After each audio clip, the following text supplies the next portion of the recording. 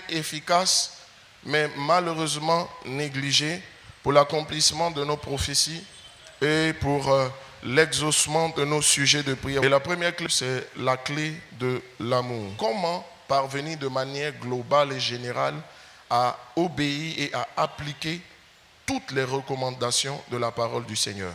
Le Seigneur nous demande d'aimer nos ennemis comme nous-mêmes, n'est-ce pas? Parce qu'il dit, tu aimeras ton prochain comme toi-même. Donc, d'aimer nos ennemis comme nous-mêmes, n'est-ce pas? Et pour pouvoir aimer nos ennemis comme nous-mêmes, il faut comprendre qu'il y a une rééducation, n'est-ce pas, qui doit être faite au niveau de chacun de nous pour que nous puissions y parvenir. Et j'ai simplement compris, selon Dieu, que la marche chrétienne est faite d'éducation et de rééducation. À chaque niveau, il faut remettre certaines choses en cause pour pouvoir s'éduquer convenablement, pour pouvoir manifester ce que Dieu attend de nous. En Job chapitre 22, au verset 28, à tes résolutions répondra le succès. Et donc, on n'aboutit à rien dans une vie sans décision. Sans décision, si vous ne prenez pas de décision dans vos vies, vous n'aboutirez à rien. Certains, au lieu de prendre des décisions, ont tendance à s'appuyer sur le Saint-Esprit pour dire « Saint-Esprit, aide-moi ». Le Saint-Esprit n'aide personne, n'aide aucune personne qui n'a pas pris de décision. Si vous voulez que le Saint-Esprit vous aide, parce qu'il dit ceci, sur ton sentier brillera la lumière, mais à quelles conditions? Si à tes résolutions. Donc si tu prends des décisions, alors c'est seulement alors que le Saint-Esprit t'aidera. Beaucoup prennent des déclarations de bonnes intentions qui ne sont en fait que des souhaits pour des décisions. Une décision est absolument différente d'une déclaration de bonne intention, et la déclaration de bonne intention n'évolue donc naturellement pas dans la gamme de la décision.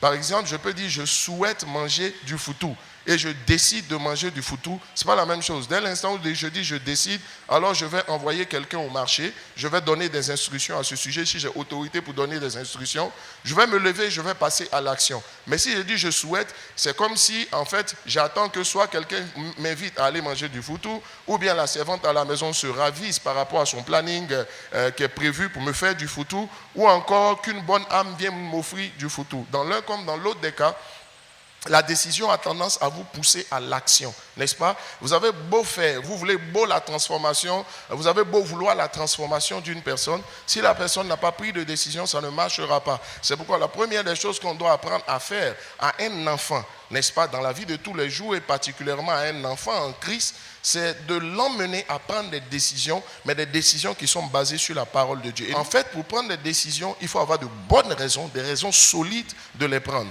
On ne prend pas une décision dans un domaine donné sans réflexion. Et en général, la réflexion est fondée ou elle est basée sur des raisons bien précises ou des objectifs bien précis qu'on veut atteindre. Si on n'a pas d'objectif à atteindre, naturellement, on ne prend pas de décision. La Bible dit ceci, qu'un peuple sans révélation, un peuple sans vision, un peuple sans objectif, un peuple sans stratégie est un peuple sans frein. Ça veut dire que si vous n'avez pas pris de décision, vous vous laissez entraîner partout, vous faites tout et n'importe quoi en même temps. Mais nous voulons marcher dans les voies du Seigneur. Cette décision-là que nous devons prendre, particulièrement peut-être pour aimer nos ennemis comme nous-mêmes, et au-delà de cela, pour pratiquer toute la parole de Dieu, tous les commandements de Dieu, ces décisions-là sont fondées sur 3 vérités essentielles. La première vérité essentielle qu'il faut savoir, c'est qu'il faut connaître la feuille de route de la nouvelle création. Dieu a suscité la nouvelle création, il nous a suscité en Christ, parce qu'en Christ, il commence une nouvelle espèce humaine, afin que nous manifestions Christ. C'est pour ça que la parole déclare en Galates chapitre 4, au verset 17 jusqu'au verset 19, que Christ doit être bâti ou construit en nous. Dès l'instant où on comprend qu'en réalité, tout ce que quelqu'un fait est fonction de la feuille de route ou du cahier de charge qu'on lui remet, et que son comportement, n'est-ce pas, ses interdits, ou encore ses droits et ses devoirs sont définis par la feuille de route, on comprend donc que Dieu attend de nous que nous puissions aimer. Dieu attend de nous que de manière plus large que nous puissions appliquer toutes ces lois ou tous ces commandements. Donc dès l'instant où nous savons que c'est en appliquant les lois, les recommandations du Seigneur que nous reflétons, que nous manifestons Christ, nous réalisons donc que c'est une décision que chacun doit prendre sur lui, pour que dans tous les domaines de sa vie, il soit le reflet, n'est-ce pas, de Christ. Il soit l'image et la ressemblance. L'image et la ressemblance, c'est-à-dire comme Christ dans sa nature, et qu'il opère comme Christ opère. Je suis simplement à travers cet enseignement en train de réveiller quelque chose en vous, la tendance et la volonté manifeste de prendre des décisions. Chers amis, Ceux qui réussissent dans la vie sont ceux qui prennent des décisions, ceux qui décident des choses sur la base de certains objectifs qu'ils veulent atteindre. Quel objectif on doit chercher à atteindre en tant que fils de Dieu, en tant que nouvelle création en Christ? C'est que Christ soit rendu visible par nous. Quand nous voyons, on puisse voir Christ. Alors la deuxième vérité absolue qu'il faut savoir, si nous voulons véritablement parvenir à manifester l'amour pour les ennemis, aimer notre prochain et particulièrement appliquer toute la parole du Seigneur, c'est qu'il faut connaître, il faut comprendre, il faut prendre conscience de notre identité en Christ. La Bible dit, quand j'étais enfant, je parlais comme un enfant, je pensais comme un enfant. Maintenant que je suis devenu adulte, j'ai délaissé tout ce qui est de l'enfance. Ça veut dire quoi? Ça veut simplement dire que c'est la conscience ou la révélation, la connaissance ginosko, la révélation que vous avez de votre identité qui définit votre comportement.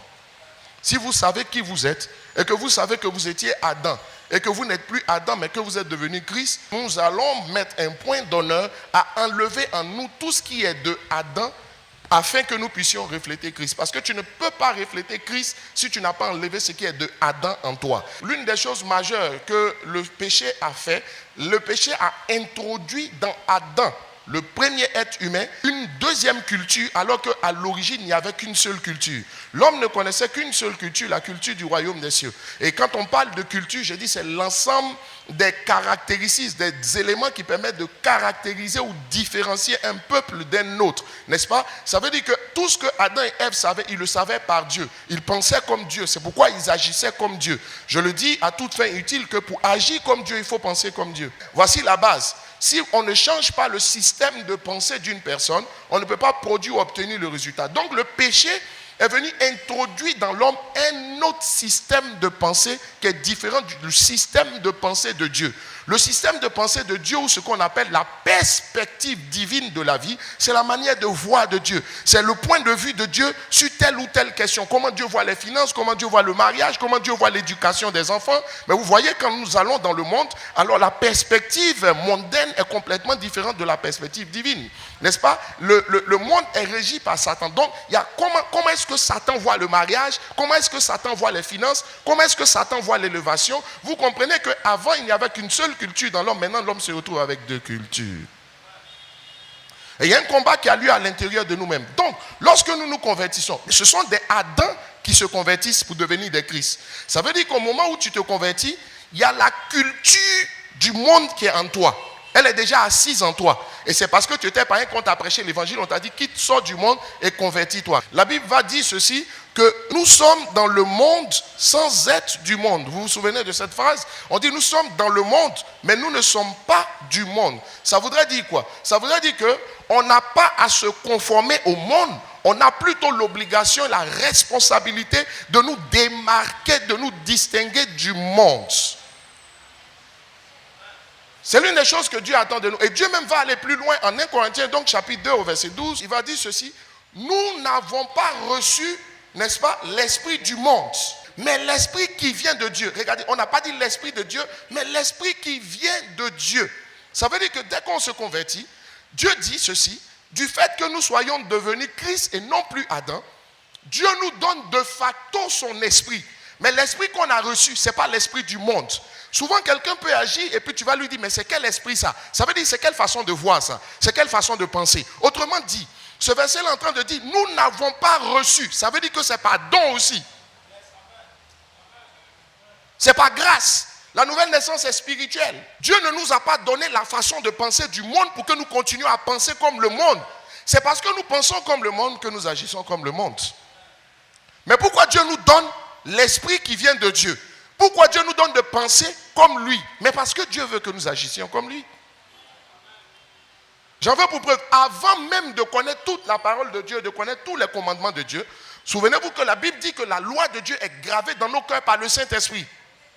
Ça veut dire quoi? Ça veut dire que souvent, l'Esprit aussi intercède en notre faveur par des soupirs inexprimables. D'autres versions disent des soupirs inexprimés. Qu'est-ce que ça veut dire? Ça veut dire que le Saint-Esprit nous parle de plusieurs façons. Souvent, il nous parle de manière audible. Souvent, il nous parle sans parler. Il nous parle par des émotions. Donc, c'est vrai que tu ne connais pas toute la parole de Dieu, mais il y a des choses que tu fais puis tu es mal à l'aise à l'intérieur de toi-même. Et même si la parole de Dieu le dit, vous savez quoi? Il y a des moments où il y a des choses que la parole de Dieu ne dit pas clairement. Et souvent, on peut se poser la question, est-ce qu'on peut, est-ce qu'on ne peut pas? Mais écoutez, même si vous arrivez de le faire, c'est bizarre, mais il y a une sensation étrange que vous ressentez à l'intérieur de vous. Vous vous sentez mal à l'aise. Mais qui vous a parlé? Mais c'est parce que vous avez reçu un esprit, qui est l'esprit qui vient de Dieu, qui vous amène à penser comme Dieu, qui réagit automatiquement dès l'instant où il vous voit en train de ne pas agir comme Dieu. Il arrive des moments où il y a des choses que vous voulez faire, vous avez envie de demander, mais en même temps, c'était si normal et naturel de le faire, vous n'auriez pas profondément en vous l'envie de demander si on doit faire. Mais la plupart du temps, quand on demande si on doit faire, c'est parce que quelque part, on a senti en nous par l'esprit qu'on a reçu qu'on ne doit pas le faire. Mais on a envie de le faire quand même. Donc on demande pour avoir comme une forme d'assentiment ou bien une sorte de soutien d'une autorité spirituelle ou d'une forme de caution ou d'approbation pour pouvoir faire ce que l'esprit vous a déjà dit, sans parler, mais par l'émotion que vous avez ressentie, que cela n'est pas bon. Et c'est là que quand on parle d'obéissance, ne crois jamais que ton obéissance a dû être totale parce que tu obéis à la parole. Il y a l'obéissance à la parole de Dieu et il y a l'obéissance à la voix de Dieu. Pour que ton obéissance soit totale, il faut que ce soit l'obéissance à la parole et à la voix. Et quand je dis la voix, je t'explique que le Saint-Esprit souvent parle sans parler. Il parle pas des émotions. La Bible n'a-t-elle pas dit que le Saint-Esprit règne dans votre cœur, sinon que la paix de Dieu règne dans votre cœur. Et la plupart du temps, quand le Saint-Esprit est en train d'agir, vous voulez faire des choses et vous n'avez pas la paix. Il ne vous a rien dit, vous n'avez rien entendu, mais vous n'avez pas la paix. Vous êtes mal à l'aise. Il y a quelque chose d'inconfortable en vous. C'est l'esprit que vous avez reçu, qui est en train de vous dire, sans parler. Parce qu'il sait que s'il te parle, peut-être que tu vas dire, tu n'as pas compris ou bien tu n'as pas entendu. Un enfant ne sait pas toujours très bien discerner la voix de son père. Mais les émotions que vous ressentez, c'est une façon de dire, mon fils, ne fais pas ceci, ne fais pas cela, n'est-ce pas? C'est une façon de dire que, en fait, je t'ai suscité pour que tu te démarques. Je ne t'ai pas suscité pour que tu te conformes. Et en cela, je vais aller plus loin. Vous savez, il y a des choses que Dieu peut autoriser parce que ce ne sont pas des choses interdites de manière générale par la parole. Mais que l'Esprit peut vous autoriser peut-être à vous, mais pas à moi. C'est-à-dire, lui, il peut faire et puis il est à l'aise. Ce n'est pas un péché parce que ce n'est pas décrié par la parole. Mais quand vous avez envie de faire la même chose, vous vous sentez mal. Vous ne sentez pas cette paix. Ma prière pour toi, c'est que tu comprennes que cette voix-là, ce sentiment inconfortable que tu reçois, ou bien ce sentiment de paix que tu reçois, ou bien ce sentiment d'inconfort que tu reçois, c'est le Saint-Esprit qui te parle. Soit pour te dire, vas-y, soit pour te dire, stop. Il dit ceci, on n'a pas reçu la façon de penser du monde pour penser comme le monde, pour finalement agir comme le monde. Nous devons nous démarquer. Et c'est pourquoi, souvent, face à certains de nos agissements, toi-même, tu dois être à même de dire, frère, je ne sais pas comment tu t'appelles, ce que tu es en train de faire n'est pas chrétien. La chrétienté que nous vivons, nous l'apprenons à la vivre par rapport aux autres et par rapport à une surveillance qui est imposée de l'extérieur. Mais Dieu n'a pas prévu les choses pour que la surveillance soit imposée de l'extérieur, mais il a prévu pour que la surveillance vienne de l'intérieur. Tu as le Saint-Esprit avec toi qui a été chargé et mandaté pour te conduire dans la vie. Il faut que tu acceptes de coopérer et de marcher avec ce Saint-Esprit. Quand il te parle, soit par des voix audibles, mais je suis en train de parler par le sentiment et l'émotion que tu reçois à l'intérieur de toi. Tu n'as pas reçu l'esprit du monde pour agir comme dans le monde. Nous avons reçu l'Esprit de Dieu et donc Dieu attend de nous que nous marchions véritablement comme des fils de lumière. Et dans ce que je suis en train d'expliquer, est-ce que quelqu'un l'a déjà vécu? Si tu n'as pas vécu, soit ça veut dire que tu n'es pas de Dieu parce que dans le fond, tu ne t'es jamais converti. Deuxièmement, ou bien ça veut dire que tu t'es converti, mais à force de ne pas écouter, de ne pas composer avec le Saint-Esprit parce que tu es quelqu'un d'entêté, il s'est éteint. Il n'est pas mort, mais il s'est éteint. Quand la lumière est éteinte, ça ne veut pas dire qu'il n'y a pas d'électricité. Si tu es dans ce cas, il faut que tu te repentes, il faut que tu te remettes en cause, n'est-ce pas? Mais ne tue pas la conduite, n'éteins pas le Saint-Esprit. C'est pourquoi il dit n'éteins pas. Pourquoi il dit n'éteins pas? Parce que c'est lui qui t'éclaire.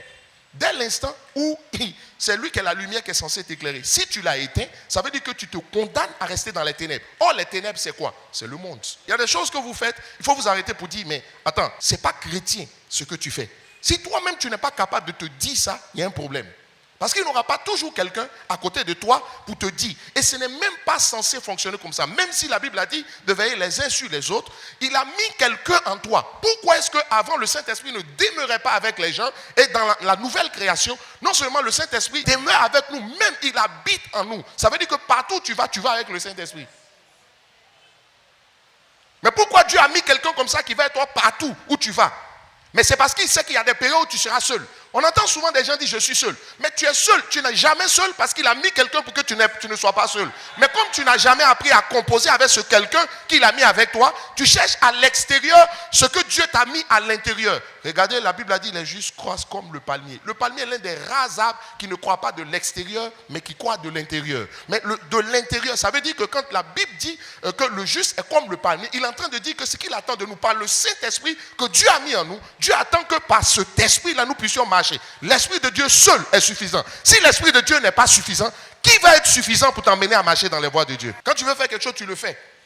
Parce que tant que le mal qui est en toi n'est pas assouvi, tu ne te calmes pas. Nous étions Adam, mais maintenant, nous ne sommes plus Adam. Nous sommes devenus Christ. Nous sommes devenus nouvelle création. Maintenant, on peut prendre la décision de refléter Christ. On peut prendre conscience de son identité de chrétien et vouloir marcher comme tel. Mais dès qu'on a pris la décision, alors le Saint-Esprit va vous faire rentrer dans un processus qu'on appelle le renouvellement de l'intelligence afin que vous puissiez traduire votre décision par des actes concrets. C'est quoi le renouvellement de l'intelligence? Il dit ceci dans le livre de Romains au chapitre 12 au verset 2.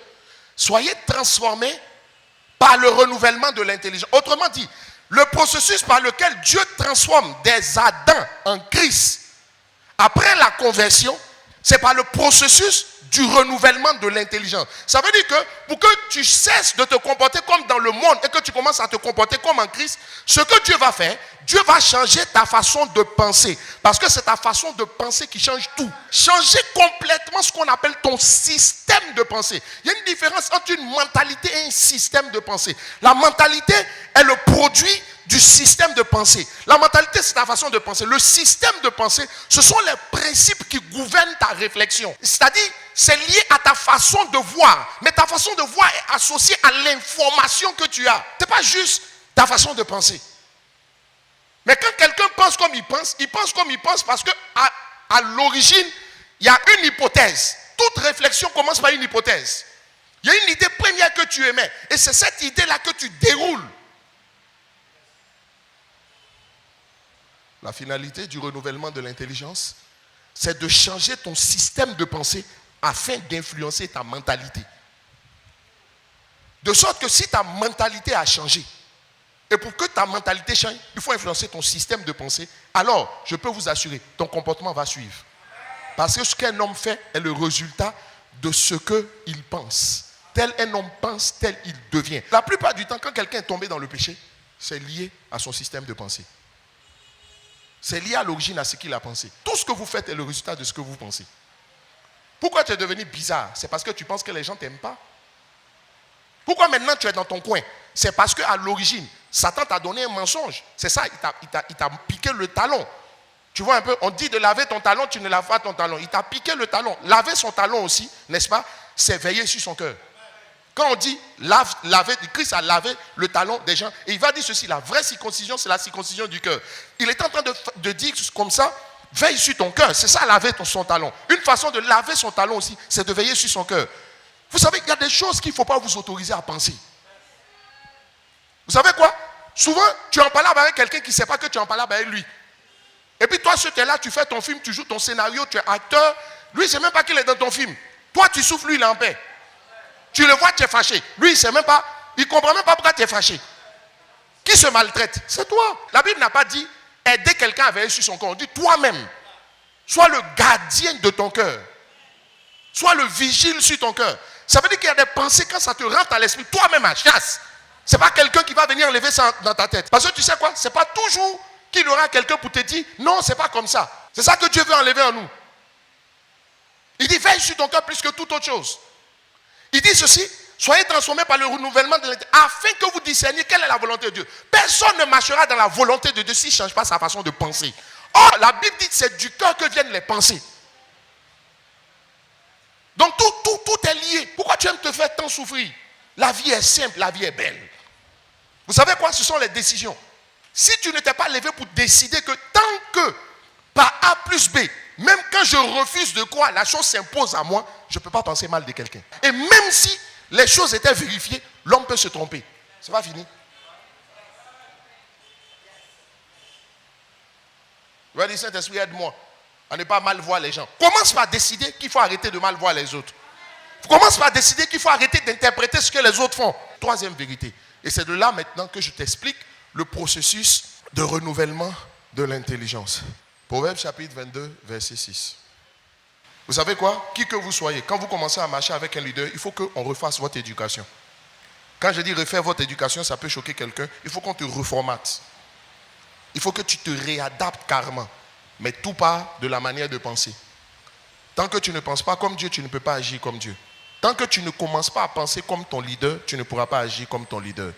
Ton enfant, tu ne te rends pas compte, mais en l'éduquant, tu l'emmènes à penser comme toi. Parce que ton enfant, il y a un modèle qui est dans ta tête que tu essaies de lui implémenter. Mais à l'avantage, c'est qu'il y a une sémence qui est déjà en lui qui ne comprend pas. Pourquoi les enfants sont voyous? Pourquoi ils te font des choses bizarres? Tu te demandes, mais où il a appris ça? Qui l'a formé? Mais en réalité, c'est parce qu'à cause de la nature adamique, cela manifeste en lui. L'éducation vient pour régler certaines choses. C'est ainsi que la Bible dit en Proverbe chapitre 22 au verset 6, « Instruis l'enfant selon la voie qu'il doit suivre. » Instruis l'enfant. L'enfant ici, c'est l'enfant en Christ. Je suis en train de parler de quelqu'un qui est Adam et qui se convertit, qui devient une nouvelle création. Donc l'enfant dont on parle ici, ce n'est pas l'enfant de 2 ou de 3 ans. C'est celui qui fait ses premiers pas dans le Seigneur. On dit instruis celui qui fait ses premiers pas. Donc l'enfant en Christ, instruis-le dans les voies du Seigneur. Il est dit quoi? Instruis-le. Selon la voie qu'il doit suivre. Instruis-le selon la voie qu'il doit suivre. Et quand il sera vieux. Il ne s'en détournera pas. Autrement dit, la condition sine qua non pour que quelqu'un ne se détourne pas. Quand il sera vieux, c'est-à-dire plus tard. Si vous voulez que quelqu'un qui fait ses premiers pas dans le Seigneur puisse plus tard avoir de bonnes habitudes et plus tard se comporter d'une certaine façon, il faut commencer par lui indiquer la voie qu'il doit suivre. Tout commence par la voie qu'il doit suivre. La première étape de l'éducation de la nouvelle création, dans le processus de transformation de la mentalité, Dieu commence par le Saint-Esprit et par sa parole à nous montrer la voie que nous devons suivre. C'est la première étape. Donc on va inculquer, on va nous communiquer tout un ensemble de principes de vie, de règles de vie, n'est-ce pas, de lois spirituelles, n'est-ce pas, que nous allons devoir assimiler et comprendre. C'est-à-dire il faut comprendre le pourquoi de la chose et par la suite, quand on a fini d'assimiler, de comprendre les principes et les règles de vie, de la nouvelle vie en Christ dans laquelle on est rentré, Dieu va nous emmener à le pratiquer. Il faut amener l'enfant à le pratiquer. Tu lui dis, petit, voici ce que tu dois faire. Voici pourquoi tu dois le faire. Voici comment tu dois le faire. Et vous remarquez aussi une chose, c'est que les enfants sont un peu têtus, n'est-ce pas? Donc ça veut dire que dans notre marche en Christ, quand on fait nos premiers pas, nous aussi on est un peu têtus. Maintenant le Seigneur va dire quelque chose dans Proverbe chapitre 22 verset 15. La folie ou la stupidité est attachée au cœur de l'enfant. Le bâton de la correction va l'en délivrer. Qu'est-ce que ça veut dire? Ça veut dire que quand Dieu nous éduque en tant que nouvelle création, Dieu va par sa parole, parce que tout commence par la parole, selon 1 Pierre chapitre 1 verset 23, tout commence par la parole, nous avons été régénérés par la parole, tout commence par la parole. Dans la parole, on va apprendre quels sont les principes de vie en Christ, quelles sont les règles de vie en Christ, quelles sont les lois par lesquelles Dieu veut que nous marchions. Autrement dit, tous ces principes de vie, ces lois, ces règles, c'est de nous montrer comment Dieu pense. Comment Dieu voit les choses. Quelle est la perspective divine? Parce que comprends une chose, on veut changer ta façon de penser. Maintenant, on t'inculque cela, on doit t'éduquer cela. C'est pourquoi quelqu'un ne peut pas aller loin dans la marche avec le Seigneur sans la parole. 1 Pierre 1 verset 23 dit, puisque vous avez été régénérés, non par une semence corruptible, mais par une semence incorruptible, par la parole vivante et permanente. Ça veut dire que Dieu change nos gènes. Si nous sommes nés et que nous sommes nés en Christ, c'est une naissance spirituelle. Donc Dieu change nos gènes pour nous donner les gènes qu'on avait au départ, suivez ADN et tout ça. Mais par quoi? Par la parole. Ça veut dire que si on veut changer les gènes de quelqu'un, ça se fait par la parole. Que dit la parole? Comment est-ce que la parole dit qu'on doit marcher? Dans chaque domaine de la vie. On assimile donc des principes de vie. S'il vous plaît. On assimile des règles de vie. On apprend à comprendre des lois spirituelles. Et surtout, Dieu nous explique. Quand on éduque un enfant, on ne lui dit pas, fais ceci. Il faut lui expliquer pourquoi il doit le faire. Tout ça, c'est dans le but de changer sa façon de penser. Et que parce que la pensée précède l'action, si vous changez sa façon de penser et que vous l'emmenez à pratiquer la chose, ça va devenir des habitudes. Autrement dit, lorsque Dieu éduque la nouvelle création, à travers les principes et les règles de vie, Dieu veut nous donner de nouvelles habitudes. Maintenant, la Bible va dire dans le passage de Proverbes chapitre 22, où on dit éduque l'enfant selon les voies du Seigneur, on dit quand il sera devenu grand. Et aussi, on dit la stupidité, Proverbes 22, verset 15, s'attache au cœur de l'enfant, mais le bâton de la correction va l'en délivrer. Qu'est-ce que ça signifie? Ça veut dire que quand on est en train de vous emmener à pratiquer les principes de vie et les lois et les règles qu'on vous a inculquées, souvent vous pouvez vous montrer un peu fou. C'est-à-dire vous pouvez vous montrer bizarre ou réfractaire. C'est pourquoi il faut imposer la contrainte ou la sanction. Et c'est pourquoi Dieu met des contraintes ou des sanctions aussi. Tu sais, quand tu dis à ton enfant que tu lui dis fais quelque chose qu'il ne veut pas, souvent tu lui dis tu le fais, je suis ton père. Ou bien tu le fais, je suis ta mère. Ou bien s'il ne veut pas, tu lui dis si tu ne le fais pas, je te prive d'argent de poche. Si tu ne le fais pas, je te prive de goûter. Ça veut dire que pour emmener quelqu'un à faire quelque chose, il faut lui en expliquer le bien fondé, mais aussi il faut prévoir de temps en temps une contrainte et une obligation. Parce que l'homme, naturellement, à cause de la nature adamique, résiste au changement et est réfractaire à l'évolution. C'est pourquoi Dieu va mettre des interdictions. Il va dire, si, vous voyez que dans la Bible, on dit, si tu fais ceci, si tu fais ça, si tu fais ça. C'est comme si Dieu fixe des conditions. En réalité, Dieu n'a pas envie de nous priver de quoi que ce soit. Mais il met la contrainte parce qu'il sait que quand quelqu'un ne veut pas faire quelque chose, il faut l'y obliger. Parce que tu sais que c'est ce qu'il y a de bien pour lui. Maintenant, il va dire ceci, quand il sera devenu grand. Mais si tu lui mets une contrainte, que tu lui as enseigné ses principes de vie, que tu lui as mis une contrainte et que tu l'as quelque part contraint ou obligé à les appliquer ou à les pratiquer, ça devient une habitude. Ça veut dire que si vous avez changé ses habitudes, vous lui avez donné un nouveau caractère. Quand le caractère, là, quelles que soient les attaques, la personne reste ferme. Mais vous savez aussi, c'est le caractère qui construit la destinée. Ça voudrait dire quoi? Quand tu veux influencer la destinée d'une personne, il faut commencer par influencer ses habitudes. Mais pour influencer ses habitudes, il faut commencer par influencer sa façon de penser en lui indiquant des principes et des règles de vie. Donc, assimiler des choses, assimiler des valeurs, pratiquer les valeurs, avoir le caractère. Et dès l'instant où les bonnes habitudes sont là, et que ça devient un mode de vie, et quel que soit ce qui peut arriver, quelles que soient les attaques qui viendront contre vous, vous tiendrez ferme, et tout commence et tout part par la parole. Jean 13, verset 17. Jésus dit, si vous savez ces choses, vous êtes heureux. Pourvu que vous les pratiquez. Autrement dit, pour que vous puissiez pratiquer quelque chose, il faut le savoir. C'est pourquoi Dieu commence par nous assimiler, par nous instruire. Maintenant, si vous le savez, sans le pratiquer, vous ne pouvez pas être heureux. Ça veut dire quoi? Le bonheur d'un enfant de Dieu, le bonheur de la nouvelle création en Christ dépend de la compréhension, sinon de l'assimilation des principes de vie, des règles de vie et des lois de Dieu. L'assimilation, la compréhension et la pratique, parce qu'il dit savoir et pratiquer. C'est de là que viendra le bonheur. Dans la base de l'éducation que Dieu nous donne, qu'est-ce que Dieu veut nous communiquer? Qu'est-ce que Dieu veut nous enseigner? Si vous savez ces choses, vous êtes heureux, pourvu que vous les pratiquez. Or, pratiquez ce qu'on sait. Quand vous pratiquez encore ce que vous savez, ça devient des habitudes. Autrement dit, ce sont les bonnes habitudes. Or, vos habitudes forment le caractère, et le caractère construit la destinée. Ça veut dire quoi? Si tu veux influencer la destinée d'une personne, il faut commencer par changer ses habitudes, lui apprendre de nouvelles habitudes et l'emmener à le pratiquer. Chers amis, je tiens à vous le dire. Si beaucoup en Christ ne sont pas bénis, c'est parce qu'ils ne se donnent pas le temps d'assimiler les principes que Dieu veut communiquer, les principes de vie, des règles de vie, et ils ne se donnent pas le temps de les pratiquer. Nous sommes dans une génération qui a beaucoup d'informations, mais ne se donne pas le temps, ni la discipline, ni la contrainte de les pratiquer. Tu ne seras pas heureux parce que tu t'es converti. Tu seras heureux quand tu sauras comment Dieu veut que tu fonctionnes et que tu fonctionneras comme Dieu veut que tu fonctionnes. Tu te comporteras comme Dieu veut que tu te comportes. C'est alors que tu connaîtras le bonheur. Ça deviendra des habitudes, tu te contraindras toi-même. Parce que sous la grâce, Dieu ne contraint personne. Parce que le désir, l'obligation d'obéir est transformée en désir d'obéir. Parce que la Bible dit dans le livre de Philippiens 2 au verset 12 que Dieu opère en nous le vouloir et le faire. Dès l'instant où Dieu opère en nous le vouloir et le faire, Dieu transforme l'obligation d'obéir en désir d'obéir. Il y a un désir d'obéir qui est dans mon cœur, à la manière dont Dieu veut que je fonctionne. C'est parce que ce désir d'obéir est là et que j'obéis que j'en vois les résultats. Lisons Romains chapitre 14, verset 17. Car le royaume de Dieu, ce n'est pas le manger et le boire, mais la justice, la paix et la joie par le Saint-Esprit. C'est-à-dire, régner à la manière de Dieu. Le royaume de Dieu, ce n'est pas le manger et le boire. Mais, qu'est-ce que c'est? Il y a ce que ce n'est pas. Mais ce qui nous intéresse, c'est ce que c'est. Il dit, c'est quoi? C'est la justice. La paix. Lorsqu'on parle de la justice, de quoi on parle? On parle des lois. On parle des principes.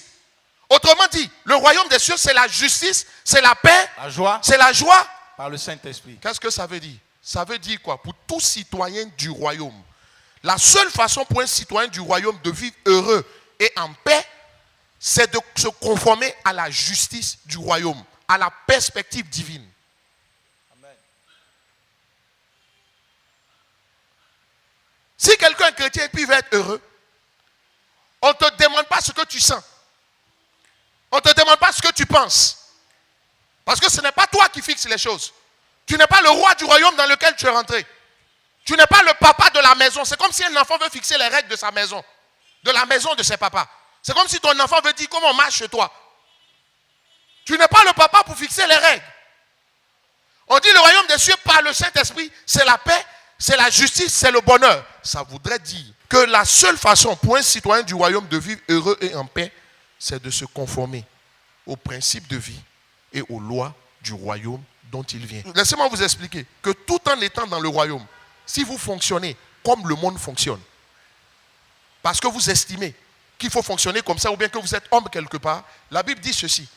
Jean 10, 10, le diable et le voleur ne viennent que pour voler, détruire et égorger. Ça veut dire quoi? La seule façon pour Dieu de garantir votre présent et de sécuriser votre avenir, c'est que vous marchez selon la perspective divine. Dès l'instant où vous êtes chrétien et que vous marchez selon la perspective mondaine, vous marchez contrairement au royaume, qu'est-ce qui va se passer? Vous courez tout droit à la destruction. Parce que tout ce que Satan fait, la finalité de tout ce qui est du diable, c'est la destruction, c'est le vol, c'est la mort. La finalité de tout ce que Dieu fait, c'est la paix, c'est la joie, c'est la justice. Le choix est là. Les choses sont là devant nous. Il y a un choix à faire. C'est pourquoi il dit, je mets devant toi la vie et la mort. Choisis la vie afin que tu vives. Si un chrétien ne respecte pas les lois spirituelles qui donnent droit à la prospérité et veut devenir prospère à la manière du monde, il peut être sûr d'une chose. Il est chrétien, mais il court tout droit vers la destruction, vers la mort. La mort, c'est-à-dire l'échec, et vers quoi? La perte de son héritage en Christ. Si Dieu dit aime ton ennemi, que toi tu dis les gens sont trop mauvais, je ne peux pas les aimer, ça veut dire que tu es un chrétien qui n'est pas en train de marcher selon la perspective divine. À cause de ce comportement-là, tu vas perdre quelque chose. C'est ça qu'est le vol. Tu cours tout droit vers la destruction. Tu vas mettre des difficultés dans ta vie. En fait, ce que je suis en train de dire, avant de faire quelque chose, pose-toi la question. Comment on voit ça à la manière de Dieu? Voilà. Je veux faire les affaires. Comment on fait les affaires à la manière de Dieu? C'est ça. Parce que si tu es chrétien, que tu fais les affaires à la manière du monde, malgré tes prières et les impositions des mains et tes offrandes, tu vas échouer. Parce que tu n'as pas pris le chemin de Dieu. Tout chemin du diable, Jean 10, 10, conduit à la destruction. Je dis, la seule façon de Dieu de garantir votre présence et sécuriser votre destinée, c'est quoi? C'est que vous évoluez selon la perspective divine. La petite règle du monde que tu vas mélanger à la règle de Dieu va déboucher sur l'échec. C'est-à-dire, dès l'instant où tu fais ça, c'est que tu invites Satan dans ce que tu es en train de faire. Tu lui donnes le droit de pouvoir agir et intervenir pour te détruire. 3 choses à savoir au sujet de la parole. Car tout part de la parole. Tout part des valeurs. Pour avoir un caractère, il faut des habitudes. Pour avoir des habitudes, il faut des principes de vie à l'origine. Or, ces principes de vie, selon 1 Pierre chapitre 1, verset 23, sortent de la parole. Première vérité. Il faut savoir que la loi est bonne. Quand on dit la loi, c'est la loi de Dieu. La loi de Dieu est bonne. Ça veut dire qu'il n'y a rien qui peut être mieux que la loi de Dieu. 1 Timothée 1, verset 8, il est dit, la loi est bonne. Quand on dit la loi, il ne faut pas confondre avec la loi de Moïse. Il s'agit de la loi de Dieu. En réalité, dans la loi de Moïse, qu'est-ce qu'il y a? Il y a 3 choses dans la loi de Moïse. Beaucoup donnent l'impression que Christ est venu abolir les 10 commandements. Montrez-moi un seul des 10 commandements qui est aboli sous la grâce. En réalité, dans la loi de Moïse, il y avait 3 choses. Il y avait la loi de Dieu. Il y avait ensuite les ordonnances ou les rituels qui n'étaient qu'une préfiguration de tout le cheminement que Jésus aurait connu, n'est-ce pas, jusqu'à la croix. Et il y avait les sanctions ou les pénalités. Quand Christ est venu, il enlevait les sanctions et les pénalités. Par exemple, dans l'Ancienne Alliance, on dit, quelqu'un qui n'obéissait pas à son père et à sa mère, qu'est-ce qu'on fait? On le lapidait. Christ est venu aussi pour enlever les sanctions. Les sanctions catégoriques de l'Ancien Testament. Et puis, ça se comprend, hein? Dans l'Ancien Testament, la délivrance n'existait pas, dans le fond. Quand David dit, tue mes ennemis, ça dit, il n'y avait aucune possibilité qu'il change. Donc, ça ne servait à rien qu'il vive. C'est pourquoi il dit, tue-les. C'est le Saint-Esprit qui emmène l'homme à la transformation. Le Saint-Esprit n'habitait pas dans le corps des gens. Et puis en plus, la délivrance n'existait pas. Ça veut dire que si quelqu'un était mauvais, il était mauvais, c'était fini. Il était irrécupérable. Donc mieux valait pour lui ne plus vivre. C'est pourquoi on dit tue-les. Mais dans la nouvelle alliance, le Saint-Esprit existe. Il a la possibilité de se convertir. Le Saint-Esprit a la capacité de venir habiter dans son cœur et de transformer son cœur. Et en plus, la délivrance existe. Pourquoi tu veux qu'il meure? La loi étant bonne, qu'est-ce que ça signifie? Ça signifie par exemple que si Dieu dit ne commets pas l'impudicité, c'est pour ton bien. Ça veut dire que c'est pour ton bien que Dieu te demande tous ces commandements que tu peux trouver compliqués dans sa parole. Écoute, c'est pour ton bien que Dieu dit paye la dîme. En réalité, payer la dîme, c'est une erreur. Celui qui dit payer la dîme ne comprend pas l'esprit de la grâce. Dans l'ancienne alliance, on était obligé de payer la dîme. Parce que toute la loi devait être obéie, vaille que vaille. Dans la nouvelle alliance, la liberté est laissée à chacun. Donc on ne dit pas, on paye la dîme, on dit on donne ou on apporte la dîme. Parce que tu es libre de ne pas le faire. Tout chrétien qui s'amuse avec la parole de Dieu et qui conteste certaines parties de la parole de Dieu et qui en fait une forme d'interprétation, en réalité, il y a une mauvaise sémence dans son cœur qui est la sémence du diable. La Bible dit que Dieu ne va pas changer sa loi. On dit le monde va passer. Ses convoitises vont passer. Mais la parole de Dieu ne passera jamais. Et quand vous lisez le livre d'Apocalypse au chapitre 22, à partir du verset 19 et suivant, on vous dit que celui qui va enlever ne serait-ce qu'un seul trait à ses écritures, voilà les malheurs qui vont tomber sur lui. Ça veut dire quoi? La parole de Dieu ne va pas changer. Si la parole de Dieu ne va pas changer et que la loi est bonne, tu ferais mieux toi de commencer à changer. Mais ce n'est pas Dieu qui va changer. Ce n'est pas sa parole qui va changer. Dieu ne va pas changer les règles à cause de toi. Romains chapitre 7, verset 16. La Bible dit ceci, la loi est spirituelle. Ça veut dire que si on dit que la loi est spirituelle et que Dieu est esprit, ça veut dire quoi? Le commandement de la Bible, ça vient de Dieu. C'est le Saint-Esprit qui a inspiré. Mais ça veut dire aussi que Dieu avait une pensée en tête, puisque Dieu a tout fait pour un but. Donc Dieu avait une pensée en tête lorsqu'il donne tel ou tel commandement. Il y a quelque chose que Dieu veut t'éviter. C'est pourquoi Dieu te dit de ne pas le faire. Ça veut dire quoi? Tu ne fais aucun mal à Dieu en ne respectant pas sa parole. C'est à toi-même que tu fais mal. Tu ne fais aucun mal à Dieu en faisant autre chose que ce qu'il te dit. Tu sais quoi? C'est toi-même, c'est à toi-même que tu fais du mal. Certains ont l'impression que quand ils désobéissent, ils sont en train de faire mal à Dieu. Quand ils font ce qu'ils veulent, ils sont en train de faire mal à Dieu. Non. On dit la loi est spirituelle. Ça veut dire quoi?